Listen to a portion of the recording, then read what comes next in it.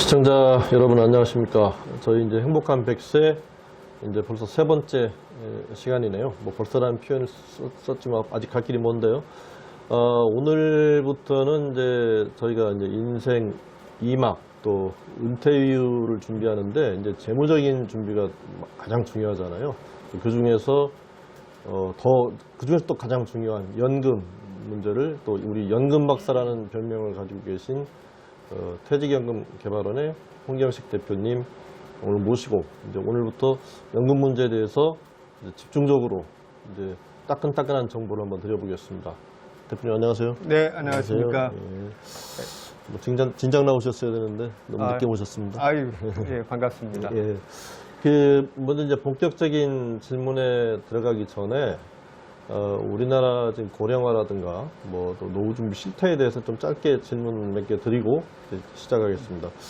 지금 우리가 고령화 정도가 얼마 정도 지금 어느 정도 된 상태인 거죠? 예, 우리나라는 지금 OECD 국가 또 세계 국가 중에서 가장 빠른 속도로 고령화가 되고 있죠. 그래서 저희가 작년 기준으로 벌써 그 고령화율이 한 14%가 지금 돼 있어서 그게 이제 65세 이상 인구가 전체 예. 인구 중에 14%라는 예, 거죠? 그렇죠. 그래서 이미 고령 사회로 우리나라는 진입했다고 볼 수가 있습니다. 예, 그래서 상당히 빠른 속도로 고령화되는데 또 통계들 나오는 거 보면 지금 노후 준비가 가장 안 된 나라 중에 하나잖아요. 그 말씀 좀 해주시죠. 예, 그렇습니다. 우리나라는 지금 OECD 국가 중에서 노인 빈곤율이 지금 가장 안 좋은 나라 중에 하나고요. 더불어서 노인 자산율도 사실 OECD 국가 중에서 제일 높습니다. 그만큼 우리나라의 그 고령 인구에 대한 노후 빈곤 문제가 아주 심각한 상황이라고 볼 수 있습니다. 예, 그래서 이제 우리가 잘 준비가 안 돼 있는 노후 준비, 인생 2막 준비의 재무적 부분, 그래서 이제 의견을 이제 얘기를 나눌까 하는데요. 우리가 보통 이제 은퇴 후 노후를 준비하다 그럴 때 이제 삼중구조란 연금이란 측면에서 삼중구조란 얘기를 많이 하는데 이제 들으시는 분들 어려울 수 있기 때문에 좀 쉽게 좀 설명해 주시죠. 그러니까 일반적으로 OECD 국가들은 OECD에 권장하는 그런 노후 보장 체계가 삼층 구조를 가져가라 이렇게 얘기를 하고 있습니다. 그게 뭐냐면은 1층은 국민연금 제도를 얘기하는데요. 일단 공적연금이라고 할 수가 있겠고요.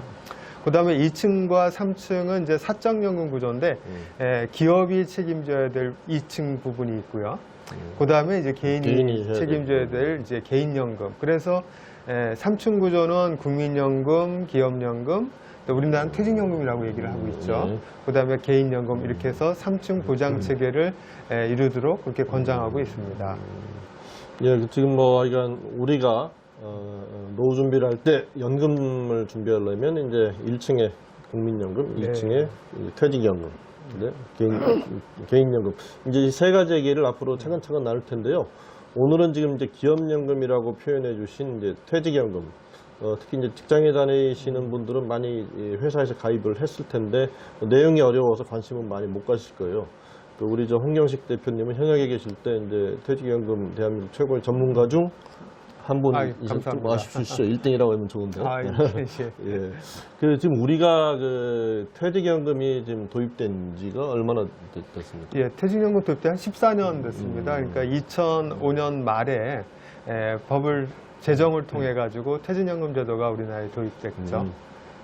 예, 근데 14년이면 14살이니까 제법 큰 나이인데 지금 요즘 그렇죠. 이렇게 신문 나오는 거 보면 뭐 수익률이 낮다 뭐 이런 얘기 나오는데 지금 현재 실태가 좀 어떤가요? 예, 최근 들어서 수익률이 1%대를 보이고 있는데요. 그 이유는 2008년에 금융위기 이후에 전 세계적으로 저금리 기조가 계속되고 있지 않습니까? 그러다 보니까 사실 국채나 국공채나 아니면 우리 투자 환경이 굉장히 안 좋아지고 있는 것도 사실입니다. 그래서 그런 부분에 영향도 있고요. 두 번째는 대부분의 이 연금 자산은 원금 보장, 원리금 보장하는 상품에 운영되고 있어서 수익률이 낮습니다. 그러니까 지금 뭐 보면은 국민연금 같은 경우에는 이제 수익률이 그래도 5% 6% 나오는 거는 그렇습니다. 이제 뭐 주식도 투자하고 이렇게 하는데 지금 퇴직연금 그렇게 안 하는 거죠? 네, 대부분의 그 자산이 은행의 예금이나 예. 보험회사의 원리금이 보장되는 상품에 투자되고 있어서 낮을 수밖에 없는 그런 상황이 있고요.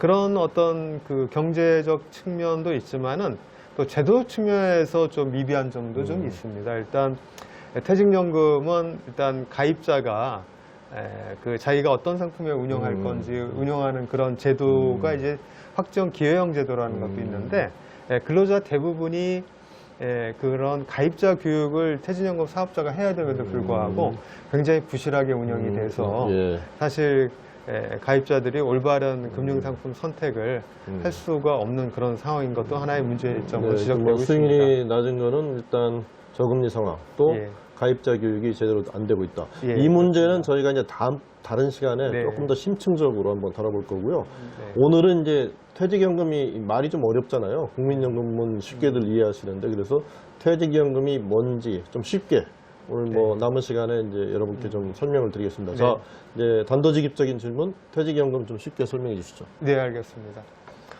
퇴직연금 하면은 일단 용어 자체가 좀 생소한 그런 부분도 있습니다. 퇴직연금 제도는 쉽게 말씀드려서 과거에 우리 퇴직금 제도를 연금화했다 이렇게 보시면 됩니다.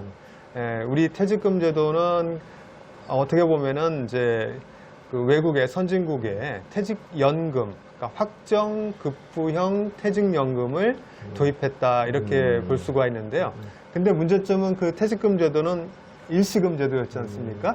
근데 그거를 연금화 시켰다 이렇게 보시면 되는데 그것이 확정급부형 퇴직연금 제도고요. 지금 소위 말하는 예, DB형이라고. DB형이라고 그러죠. 그 외에 확정 기여형 퇴직연금 제도도 같이 도입을 했는데요. 그거는 뭐냐면은 근로자들한테 중간정산 하듯이 퇴직금을 매달 또는 매년 근로자 계좌에 넣어주는 겁니다. 그러면 근로자들은 이제 그 자기 계좌에 들어온 돈을 뭐 예금에 들 수도 있고 아니면 보험에 가입할 수도 있고 아니면은 뭐 투자형 상품 소위 말하는 펀드에 이렇게 운영을 하다가 실제로 근로자가 퇴직하면 이제 그 돈을 가지고 퇴직하게 되는 이걸 확정 기여형 제도라는데 DC형이라고. 예, 그렇습니다.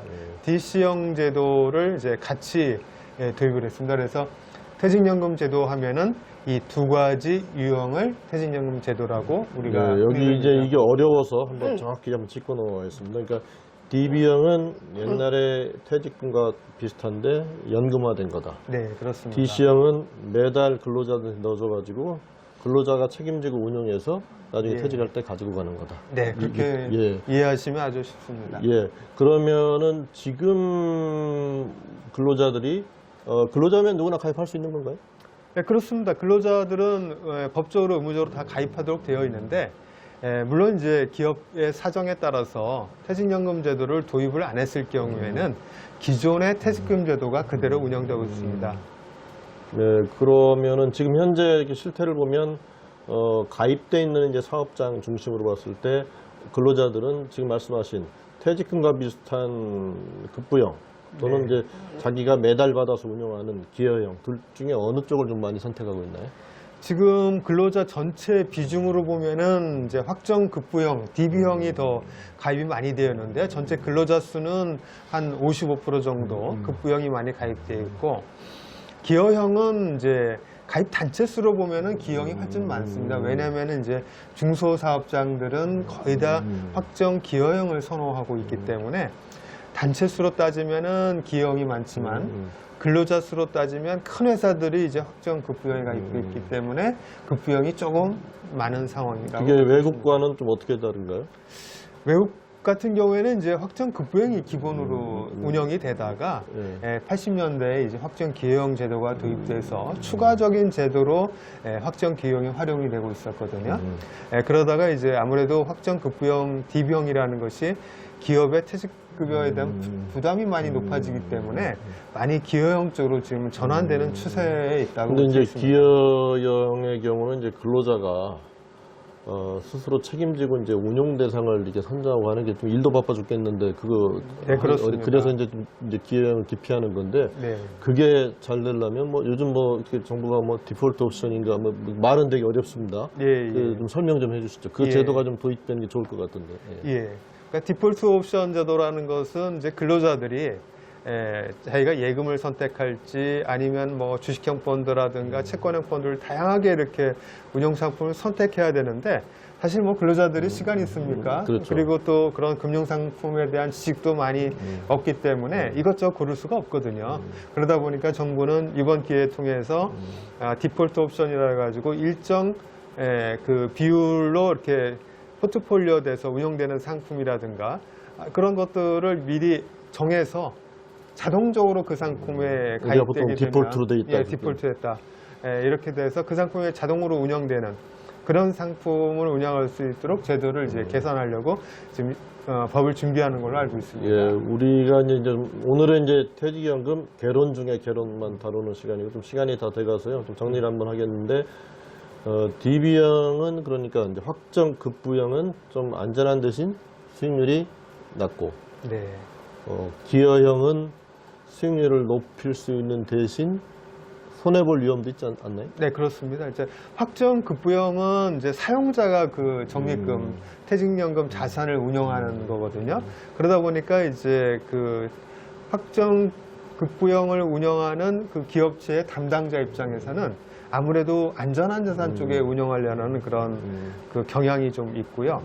확정 기여형 같은 경우는 이제 자기 책임하에 자기가 운영하니까 다소 좀 공격적으로 운영할 수 있는 그런 룸이 좀 있게 됩니다. 그래서 확정 급부형 가입한 근로자들은 사실 사용자가 운영하기 때문에 커다랗게 리스크는 없는데 반해서 확정 기여형 제도를 가입하고 있는 근로자 같은 경우에는 본인이 직접 상품을 선택하고 또 적립금을 운영하기 때문에 그만큼 운영 리스크가 근로자한테 있는 것이죠. 예, 뭐 오늘 말씀 정리해 보면 안전하게 갈 건지 수익률 올릴 건지 이건 이제 근로자 여러분들이 선택하실 문제인 것 같고요. 오늘은 이제 이 정도에서 오늘 뭐 퇴직연금 좀 아쉽지만 하고 다음 시간에는 이제 퇴직연금이 구체적으로 좀 어떻게 운영되고 어떤 문제가 있고 또 수익률을 올리기 위해서 근로자들을 위해서 어떻게 제도 개선이 이루어져야 되는지 이런 문제 가지고 다음 시간에 찾아뵙겠습니다. 예, 아쉽지만 오늘은 이 정도에서 방송 마치겠습니다. 감사합니다. 네, 감사합니다.